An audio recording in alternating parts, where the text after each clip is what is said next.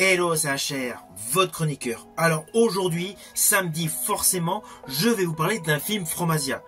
Mais il a une grosse particularité, c'est qu'il regroupe mes deux stars chinoises préférées, Donnie Yen et Andy Lau. Et ce film a pour titre Chasing the Dragon. Alors naturellement, c'est un polar totalement explosif, c'est un polar totalement innovant. Forcément, il faut que je vous en parle. Mais avant cela, n'oubliez pas, si vous n'êtes pas abonné, pensez à le faire. Pensez à la petite cloche pour les notifs. Je rajouterai, si vous êtes fan des acteurs Donnie Yen et Andy Lau, sachez que sur ma chaîne YouTube HR Movie Fan, vous y trouverez des playlists les concernant. Let's go!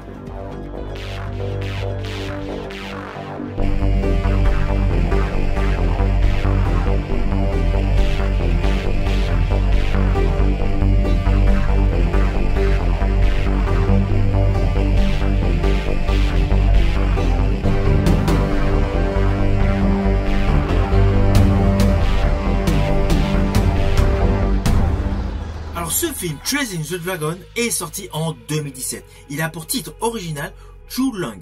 Il fut réalisé par deux réalisateurs, Wong Jing et Jason Kwan. C'est un film de gangster hongkongais, dont l'histoire est la suivante. Alors tout d'abord, ce film se déroule en 1963 à Hong Kong. Nous suivons un immigrant clandestin chinois, interprété par Donnie Yen, qui a pour nom Oh, qui arrive dans la colonie britannique corrompu de Hong Kong. Il se fait rapidement connaître sous le nom de Oh l'estropié et il devient petit à petit un puissant baron de la drogue, grâce à sa ruse et à sa cruauté.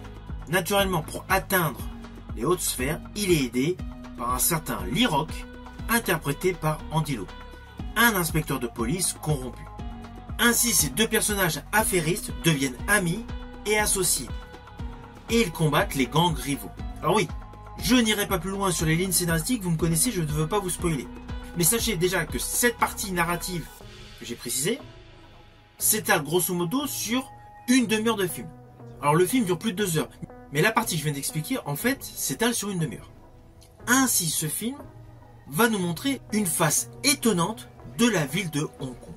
C'est un biopic sur toute la corruption qu'il y avait à Hong Kong jusqu'en 1974. Et ce qui est le plus étonnant dans ce film, c'est qu'en fait on s'aperçoit que tout le monde était concerné. Toutes les forces de l'ordre étaient concernées. Que ce soit le côté anglais ou le côté chinois. De ce fait, ce film relate donc sur plusieurs années l'ascension dans le monde du banditisme de deux personnes sur le papier totalement antagonistes. Un policier et un gangster.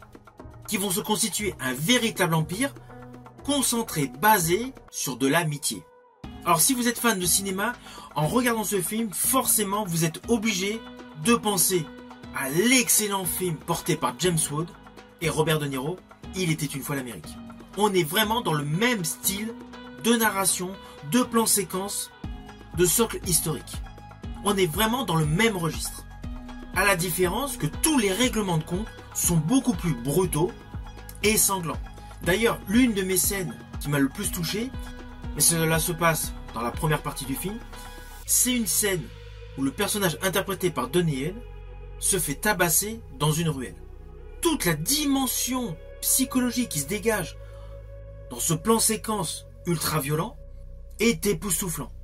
Et tout le ressenti justement de la souffrance est parfaitement démontré dans le jeu d'acteur de Donnie Yen. C'est clair, lorsque vous allez découvrir ce plan séquence, vous allez réaliser pleinement que Donnie Yen est un excellent acteur. On a réellement l'impression qu'il est en train de se faire tabasser. À cela s'ajoute la composition pour ce plan séquence où le personnage interprété par Andy Lau intervient, elle est pleinement réussie. Les deux acteurs dans ce plan séquence démontrent une réelle alchimie de jeu d'acteur. Et je rajouterais que c'est vraiment à partir de cette séquence que le film prend une autre dimension. Car oui, sur le papier, ce sont deux personnes qui vont se lier d'amitié pour monter un empire. Mais à leur manière de jouer, leur manière d'interpréter leur rôle, on y croit pleinement. Que ce soit Andy Lau ou que ce soit Donnie Yen, les deux acteurs sont excellents. Comme dans tous les films avec Donnie Yen ou Andy Lau, le film a de nombreux messages. On n'est pas uniquement sur le côté mafia. Il y a des thèmes fondamentaux qui sont mis en exergue tout au long du film.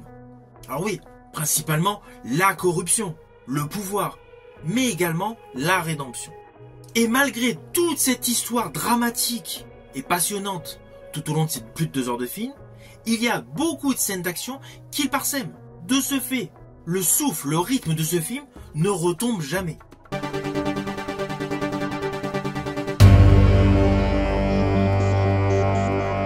Selon moi, ce film Chasing the Dragon est un film phare d'Hong Kong de 2017. C'est le film à découvrir de toute urgence. Tant par son casting 5 étoiles, tant par le côté fresque mafieuse Made in Hong Kong qu'on ne connaissait absolument pas et qui est extrêmement détaillé. Et les décors sont de toute beauté. La reconstitution historique de toutes ces années est subjugante. Le réalisme de toute l'histoire est extrêmement fou.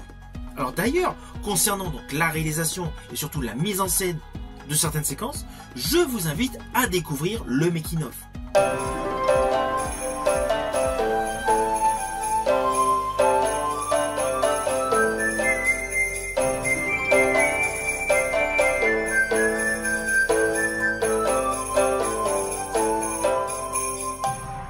À la vision de ce making-of, vous allez vous apercevoir que le travail de reconstitution fut extrêmement minutieux.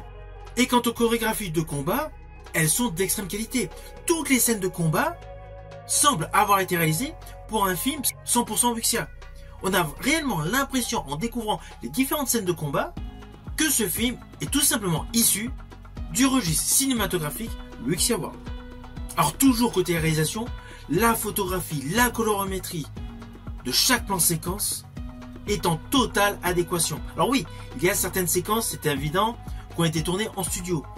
Mais la patine qui a été mise donc sur le film pour faire transition entre les différents plans séquences assure une telle fluidité à l'image que même les moments nous présentant des séquences tournées en studio, on a réellement l'impression qu'elles furent tournées en extérieur. Ce film démontre une réelle qualité de réalisation. Alors oui, il y a eu 2 réalisateurs, mais je pense que justement, ce fait d'avoir plusieurs réalisateurs sur un même film apporte une plus-value, surtout lorsqu'il s'agit d'un film d'une dimension aussi intense qu'est celle de ce film Chasing the Dragon.